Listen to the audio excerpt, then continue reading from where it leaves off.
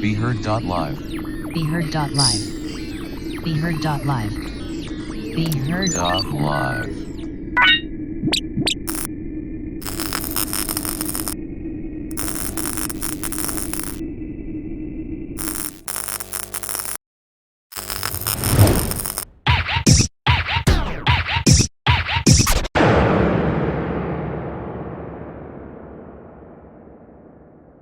BeHeard.live.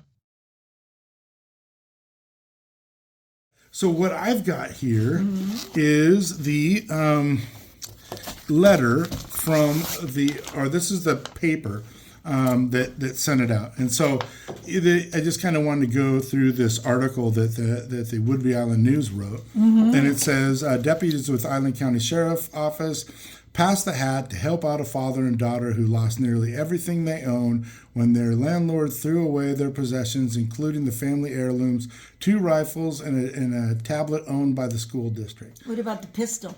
So you were charged with 3 things. So right off the bat, they got that wrong.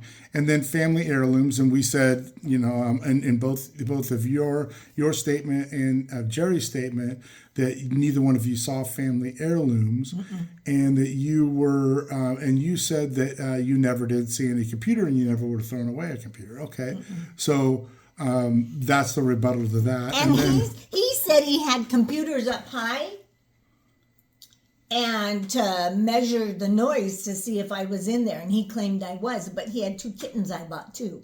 They make noise. I wasn't in there. I didn't go down there randomly. Yeah. I went down to do my laundry. Yeah, which you had an agreement with. That I understand. So the gift of nearly $800 helped to give the father a renewed sense of hope as he tried to rebuild the devastating family's lives, according to the report by, and this is Deputy Joseph Ahrich, U-R-I-C-H. Okay. Now, I've also seen it spelled U-H-R-I-C-H. I thought there was an L in there. Yeah, and so this is him, and he is an officer up there. We're looking into him. Meanwhile, the landlord, Nancy Lee Griffin, is facing the possibility of prison time for her actions.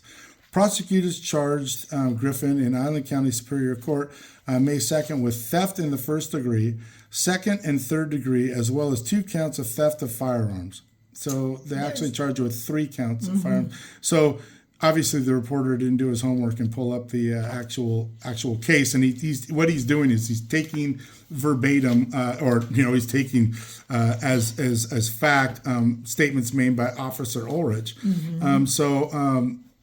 So I wanted to check that accusation. So that was incorrect also, that the amount of the actual charges.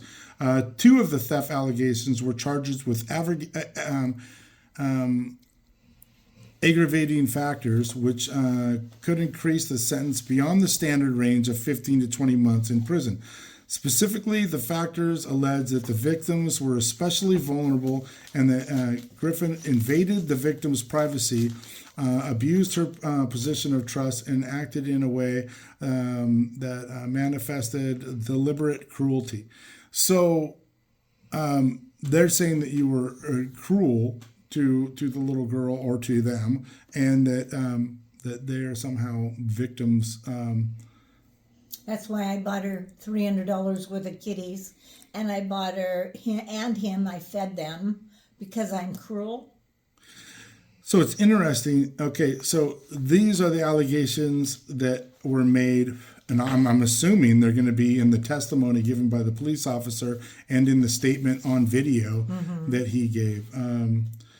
And then they said that you went into the apartment on these things, and so you had told me that you had access to the apartment for the common use of the washer and dryer, and was invited down many times by the little girl because she was left home alone and out of school.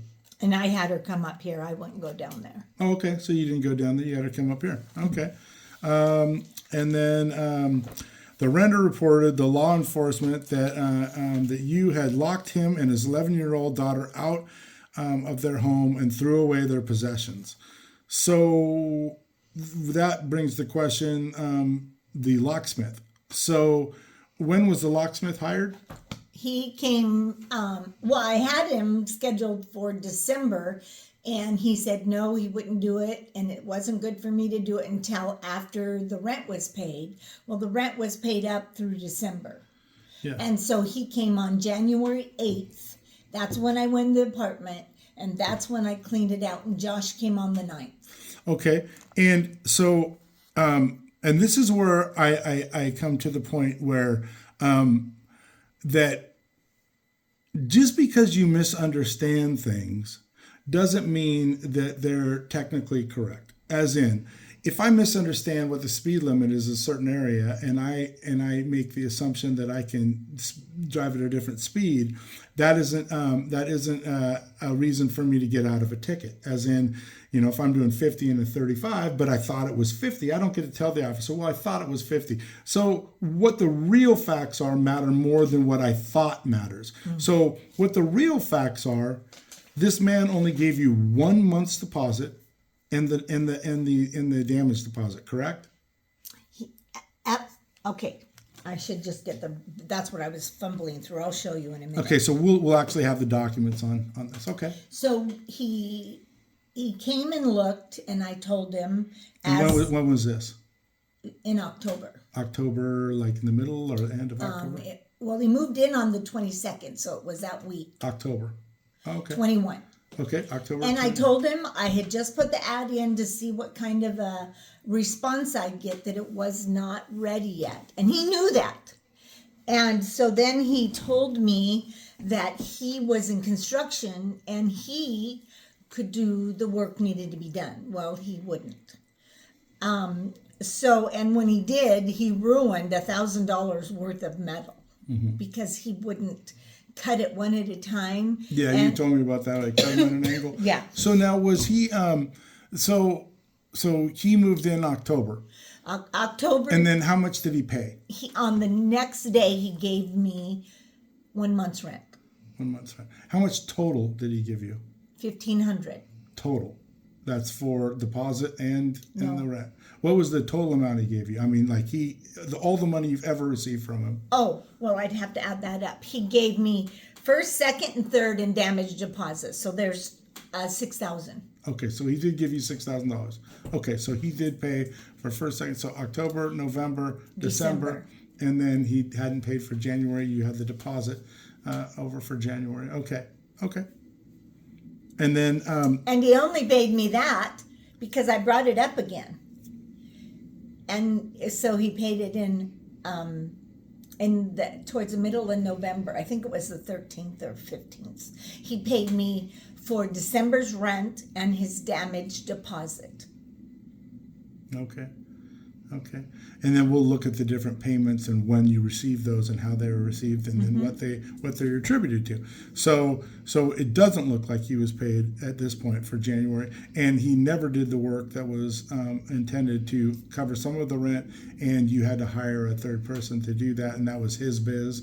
And then you have receipts for that, and we'll post out the receipts. Okay. So then Griffin claims that under the rental contract, the renter had abandoned the apartment because he wasn't home for 3 days. According to the Arich's report, the man had altered Griffin that he was. Oh, alerted. Sorry. That's okay. The man had alerted Griffin that he was stuck in Seattle after his vehicle broke down and was delayed in returning home. His vehicle was broke down at his then job. Sure. But he had been driving a company truck for a couple months. So I have 3 different things here that I'm looking at. So one, his vehicle broke down, and that's why he was delayed. Nope. The second one, well, these are the 3 reasons that I've heard. Okay. The one was his vehicle broke down, so he was delayed. The next one was he had told you he was moving out. And the third one was he was in Disneyland. So these are the 3 different things that I've heard so far. So, so you are saying that he did have a broken down truck, but that had nothing to do with this. It was actually he had moved out, and these were at different times. When did the vehicle break down? Do you remember? I don't know. Was it at the same time? It's when we had snow. Okay. that year. We had snow that year in December. Yep. And Right over Christmas. Yeah. yeah. And so he had told me on the 22nd he was moving. He was going to try an apartment in Stanwood, and they would be gone through the weekend. But they never came back to. Well, they took stuff that night. I'm assuming they took what they needed, like they took beddings, blankets and pillows, and I don't know what else. I just know I didn't have all my stuff. So he left around January or December 22nd. Yes. And then he said he'd be back after the weekend. Mm-hmm. And then he never came back until January. So he had been gone for 3-4 weeks. Okay. He'd been gone from 3 weeks. Yeah, December 22nd until January 9th. Okay. And it was that time in January that I called this Rob Trickler, and he was kind of telling me what I needed to do, like post the sign. And he did call in the week after, right at Christmas, and said he was stuck in Seattle in the snow. Well, he was driving a company truck, and it had lots of stuff on it, tools. Yeah, and so why wouldn't they have retrieved his truck? So I assumed that if it's a business vehicle, they're going to go get it. And this is before the 22nd? This is right after the 22nd, I think. Right after the 22nd. Okay, so he had moved out. Okay. He had, I thought, taken whatever he wanted. I hadn't been down there until later and saw. And the rest of the stuff that was down there was stuff you had lent him then?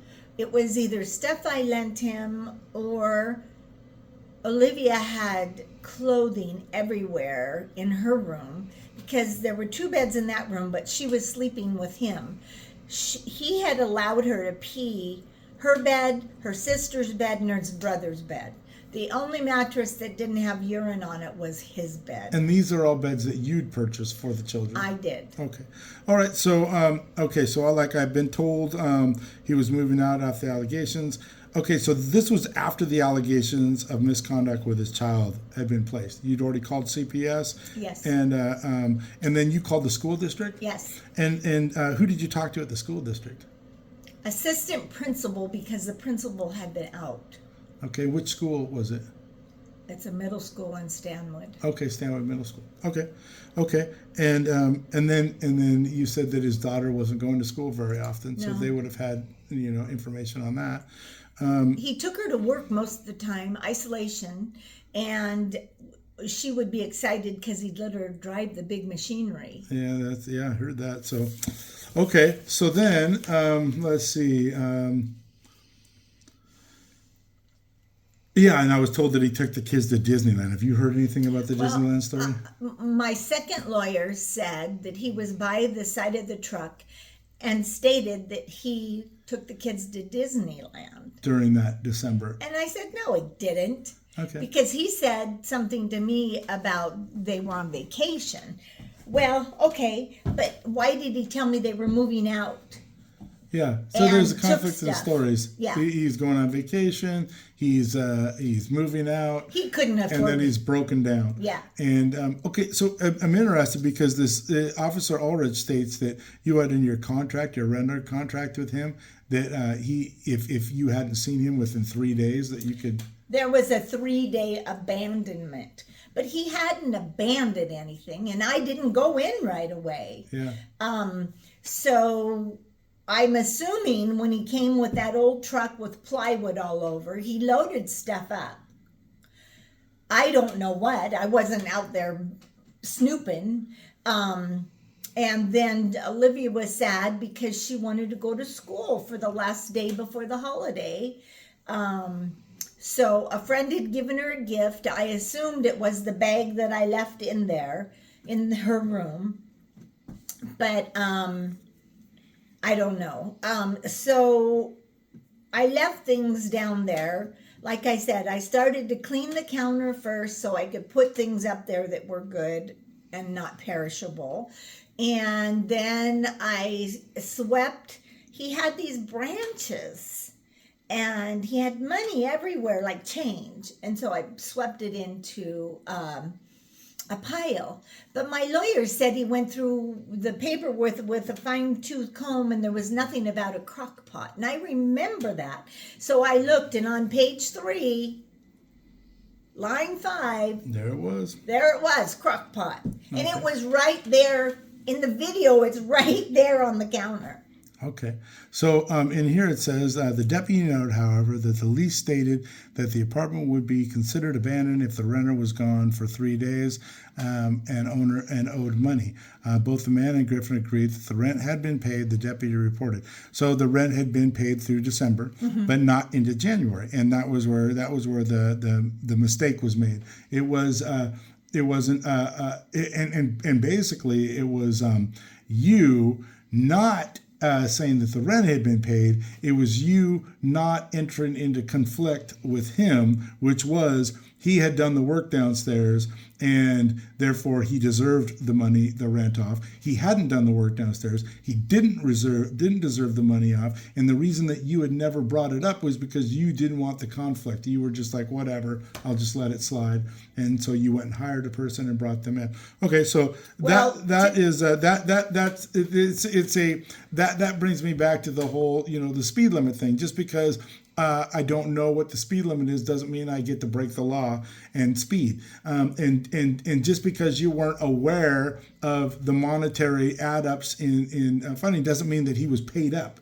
He wasn't. He hadn't paid up. When you do all the math, he was not paid up on that month and had not paid for January and had left the premises and had moved stuff out. And he had said that he was moving out and he didn't come back after 3 days. So 1, he was in violation of the tenant contract, but 2, he had verbally informed you he was moving out. And so you had all believed that was the case. Whether you broke the law by going down there early or not, that is a whole nother case. It's not a criminal case. It's a it's up. So here's the next part that I really enjoyed. Griffin had more than $10,000 worth of family possessions taken to the dump. The report states. So this report was given by, again, Officer Ahrich. And he states that you took $10,000 worth of family possessions down there. So at that point, I would ask anyone to go out and look into your house and just walk through your house and add up what $10,000 worth of possessions look like. This wasn't a wealthy man. We're going to do some investigation to find out what kind of personal possessions he owned and why he didn't have insurance on them. And we're also going to look into these Indian artifacts, because it sounds like to me, if the Indian artifacts is what he's claiming were worth $10,000, that those Indian artifacts should have been possessed by the Indians. And what right did he have to own historical Indian artifacts? And which tribe were they from? So we can notify the tribe that some of their Indian artifacts have been missing. And so it's kind of interesting because it says you've removed $10,000 worth of these artifacts. And is the car out in front the car you used? Mm-hmm. Okay, so we're going to look at the car, and then you can also tell me how someone could fit $10,000 of stuff. You know how many loads you would have to take in a car like that to fit $10,000 worth of personal assets in there? Well, I had a little trailer. Yeah. It was one of those, 4x6s. Yeah. And so that's the other thing. When the police officer went up there, he obviously saw the video of you guys. Well, didn't he see the trailer that was loaded to it? I mean, he could have looked into the trailer as it went by and made an assumption on what the cost and value of those things and whether you took large pieces of furniture. It sounded like you took a broken bookcase and other things. There was a broken bookcase. There was a broken dresser. It had 3 maybe drawers, and only 2 of them worked, and 1 was totally gone. And he had said himself, I need to take that to the dump. Okay. So they say it included a shotgun, a rifle, furniture, all of the clothing, a legal box filled with important documents, family photos and keepsakes, and even all the food. She also threw away 300-year-old Crow war shield that had been passed down through the generations of the man's family, the deputy wrote, which is concerning because if they had a family heirloom and the people at the dump were willing to jump into the actual dumpster and retrieve those articles, then why would the police say that was unsafe conditions? I mean, if I'm working at the dump and I tell you I'll jump into the dumpster, I think I know a little bit more than the police officer on how dangerous it is to go into a dumpster. And if they were volunteering to go into the dumpster, that to me means that the officer told them no because he didn't see anything of value. Had he seen a 300-year-old battle shield laying there, which should have been close right to the top because you were just there, you would think that that would be recoverable, but maybe not. I'm just making. Well, it wasn't a war shield. It had a little bit of leather on it, but it was like a hula hoop, and it had one feather, and that was under the bed, I think, or in the closet. I'm not sure. But the plaster of Paris cow head was definitely under the bed, and when I stuck the broom and brought all that was under the bed out, there's a couple horns over here, and the skull had a crack. It was totally plaster of Paris. Have you ever made a plaster of Paris handprint? Yeah. Well, that's exactly what this was. Yeah. So, okay. And he's claiming it was a buffalo head. Well, and that's the other thing. If he's got ancient Indian artifacts, then he should have pictures and documentation of it. To take the word that somebody, is doing this is kind of odd. The other thing is that, just for clarification, he does not have a gun theft charged against him. What had happened, it was in 2005, he was arrested for criminal trespass, criminal breaking and entering, and then he was also charged with possession of a loaded firearm, but he was only convicted and found guilty of the criminal trespass and the breaking and entering. But the gun charge was dropped, and so I'm trying to find out if those are felonies. I believe they are, and if they are 2 felonies, then he shouldn't have been in possession of guns anyways. But that is something that we can check out further.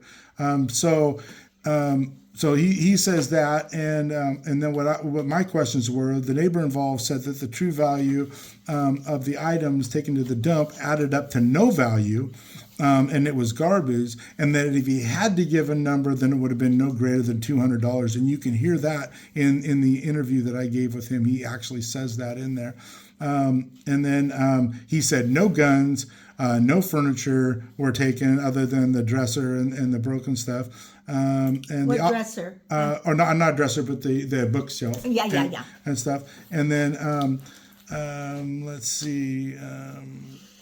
Boom. And and he also mentioned that the only videos that you guys would see at the dump would have been you and your car. Mm-hmm. And okay, so and then let's see. Oh, and then here it says Griffin admitted to checking a Chromebook owned by the Stanwood Camano School District, said the reporter. Did you commit? Did you say you threw away the Chromebook? No. I said I went to the dump and the policeman said, you threw away everything downstairs? You threw away her computer? And I said, no, I didn't. I didn't see a computer. Yeah. Yeah, and so you didn't admit to the police officer. No, I never saw any PC. That he did. And so obviously the police officer should have body cam footage that we should be able to get a hold of. He does. And we should be able to look at this and see that statement there. So he should be able to. So if that is true, then this is just another incident where Officer Ahrich fabricated information or changed information to fit a narrative because he is the person that talked to the reporter. No one else did. It doesn't look to me like they have anyone on here but Officer Ahrich. And so Officer Ahrich has inserted himself into this case, which brings me to the next question, which is what does that do to his to the protections as he's afforded as a police officer?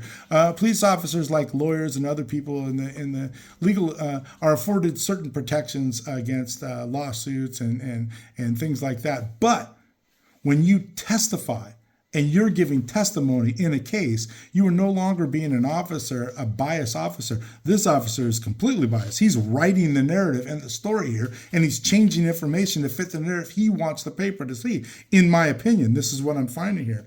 So in an interview with deputies, the man described how Griffin invaded his privacy while he was renting. She went into his apartment without permission for more times than he could count, and even rearranged his property and did his laundry, the report states. So you did go into his apartment because you had a common use washer and dryer. Mm-hmm. Of course you did. He's trying to make it sound like you had no, without permission, into his apartment without permission. In the contract, is there anything that states that you have? So it's in a written contract that you had permission to enter this to do your laundry. But I didn't just go down there willy-nilly. I told him I wanted dates because, sorry about those little bugs, because as washing his clothes, I went down there and the washer and dryer were full and there was stuff down below. So by me setting dates, I wouldn't be interrupting his washing. In other words, he should be done on my days. Did you ever have a time when you went down there and there was items in the washer and dryer? Yeah, the ones he's talking about. And so you just moved them along? Yeah, I just dried them, which folded them. Anybody would do that came down with a shared washer and dryer. If you find, we do that at our house all the time. Our children and stuff all use the washer and dryer. When we find stuff, nobody pulls it out and throws it in a basket. It would stink. It would go bad. Yeah. So you just move it along so you can get your stuff done. Okay, and which sounds reasonable, and that's not the way this is being reported. It sounds like you went in there with more towns than he could account, rearranged his property, and did his laundry. The report says she became angry when he locked his bedroom door and hired a contractor to open it while he was away. The report states, did you hire a contractor to open his bedroom door? I had to have a contractor come in because he kept breaking the breakers. Mm-hmm. The electrical. So I told him I was having an electrician come, and I could do that because there was the state said it was dangerous when the state guys came. Absolutely, you're the landlord of the property, and there's a problem with the electrical system. And he said I was just manipulating to snoop in his room. I said no. And the electrical box is in his room? No, but the electrical box was in Olivia's, but in her closet it wasn't allowed to be there. And the first guy did it. And so we had to get up, we went through the ceiling with a long pole and pulled the wires, and we needed in that room. And yes, he had locked it, and so they just unscrewed the doorknob. I mean, it wasn't like it was a big deal. I could have done it, but I didn't. So you had work being done on the house that he knew about. You had contractors here. The contractor couldn't get access to the room without pulling the doorknob. He did that, and this is what the actual event that he had breaking into his room. Yeah. And you had a contractor break into his room. And who was the contractor that did that? Brax Electrical. Brax Electrical, okay. Let's see. Property was damaged. Laundry room. She became angry. He's always saying I was angry. I was never angry. I hired a contractor to open the door. I would be pissed. What contractor? She had access to the washer and dryer. My statement was she had access to the washer and dryer per a written agreement, and we'll show you that. She did the laundry to move it along so she could do hers. And these are things that I wrote just because this is common sense. I mean, anybody would know this if you ever done laundry before, especially if you have a laundry machine that's co-used by multiple people. I've lived in rental houses before. I know how it works. And there's common areas throughout. So, okay. The item she took was very expensive blanket. Oh, yes. So you talked about that blanket. So he says that you took things from him, and I'm assuming he's talking about the blanket, that you had purchased a blanket. What kind of blanket was that? I could go get it. I ship a blanket. From Macy's, and another soft blanket from Macy's. And they used them for rugs. Yes, very expensive blankets. So you lent them, and they used them for rugs. And so you picked them up, washed them, and brought them back home. Yes. And you still have those blankets and stuff like that. Okay, so if he was if he was saying that you took his stuff and stuff, he should be able to describe it, make a model. I mean, you know it's a shipper blanket. Does he? I doubt it.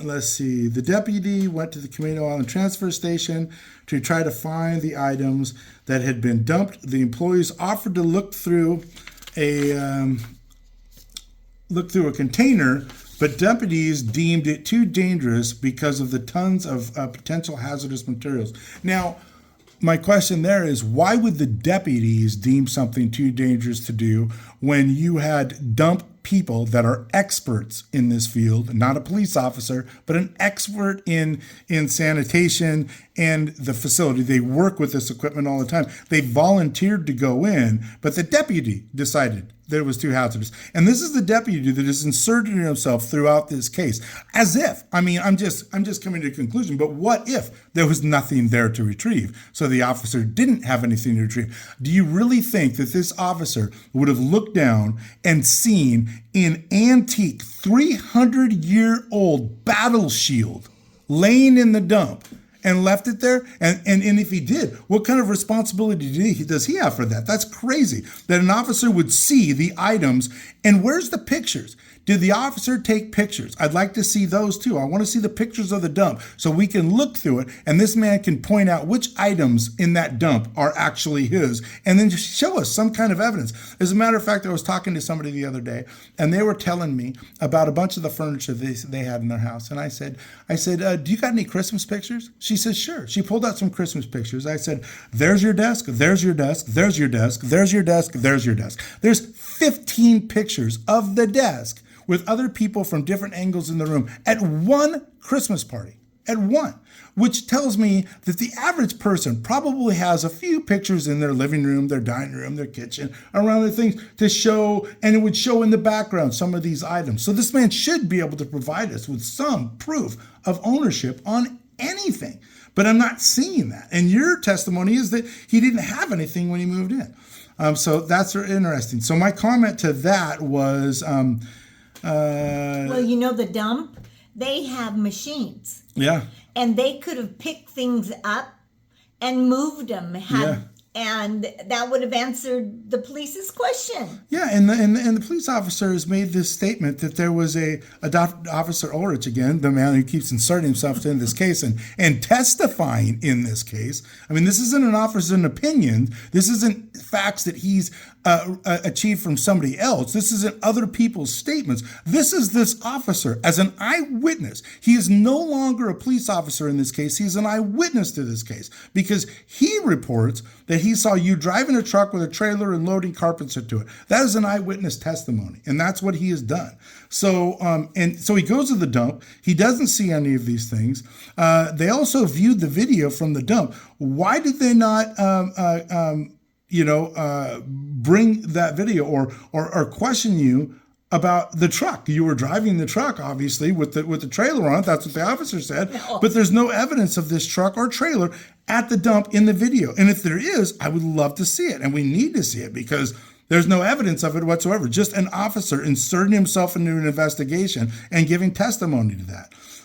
The report indicates that the investigation was delayed for months because the deputy was unable to reach the victim, who didn't have access to a phone for some time. Well, as I reached through the records, he's had access to a phone for a very long time, and I have multiple phone numbers. When I called, I didn't get anybody, and I didn't want to leave a message. I actually want to talk to Josh and get his side of the story. Still, to this point, while I'm gathering evidence, I'm sure it does have a certain view to it. But I'm willing to listen to this. And then whom other than the officer, why does the officer seem to be taking sides and fabricating this information to fit the agenda that he wants it to be? And the paper here, it also stipulates, it doesn't show me that they talk to anybody but Officer Ahrich and only has his side to it. And throughout this entire article, I find discrepancies throughout the whole thing. So I contacted the Whidbey Island News, and I'm hoping that we can get a hold of them shortly and find out what's going on with this reporting, because they were just fed a story by the Officer Ahrich, it looks like, and that they went with that story. And wow, I mean, if this is true, then the Whidbey Island newspaper was lied, manipulated, and used to push an agenda by Officer Ahrich. I mean, that's what it looks like to me. And I'm not stating that that's what happened, but as I dig into this, it sure does look like it. And we're going to go down that path even further and find out what's going on. The other thing is, this newspaper could have easily called up the Stanwood School District and asked, are you missing a laptop from this child? Did this child have a laptop, and is it missing? Because if it's not missing, see, here's the thing. At the end of the year, they would have been billed for that laptop. Had they not returned it, school property, they would have been billed for the school property. So did they get billed for the school property? Where's the bill for the school property? And can he show that as evidence that they did, in fact, lose a laptop and were charged for it? If there was no charge, then it looks like the laptop was turned back in and the school is in possession of the laptop. Now, did the school break in and steal the laptop? I don't think so. Well, I don't know, but you'd think that he took important things with him that weren't his, that were mine. Why wouldn't he take Olivia's school computer? I don't know. So the other part, okay, so where this really gets to me is, so you reported this child to CPS. And do you know who you talked to at CPS or No, intake? You just call and they call give intake. and when was that? When did you give them a call? I must have called them in November. November? And the school too, because she was out of school more than she went to school. Yeah. So Just the morning they were here. 4:00 in the morning, there's her little head, looking out the window. Yeah. My God. Yeah. But now if he's moved to Duval, like he said, and living in a dilapidated... He lives in Lake Stevens in a pretty nice house. Oh. In Lake Stevens at the end of a cul-de-sac. Well, because on the thing it said he moved to Duval. Yeah. But did you see and tell us how many times he's moved? That was over from 1997 and on. Oh, okay. Yeah. I thought it was a short... And in the short period of time, it looked like about 4 or 5 different moves he's had in the last couple of years. And I'm not judgmental about that. I've gone through times where I moved quite a few times, not that much, but a few times. Yeah. But interesting. So, okay. So what I'd like to do is photograph any of the items that they have said were stolen. I want the crock pot, any of the utensils, anything that you still may have. And then also, you said that a lot of the belongings in that place were donated to somebody with a bed and breakfast from the church. No. Ryan Dolan, and he is a missionary. And when I moved up here, I moved from a very large house to this little house. And so Ryan took a lot of that furniture. And then I hadn't seen him for a while. And then I called him to see if he wanted the bed frames and the dressers. Because I had... And when was this? Like, well after? It was after Josh moved out. Yeah, like February, March, April. It had to be the end of January. Okay. And after the police had been notified, the police had been the police pictures show the bed frames. So everything was here prior to him coming in and grabbing this. Okay, and then we'll take some pictures of that. I'll give him a call. We'll get his testimony on what he saw and when he did it and what you've given him, and then and we'll go from there. Fantastic.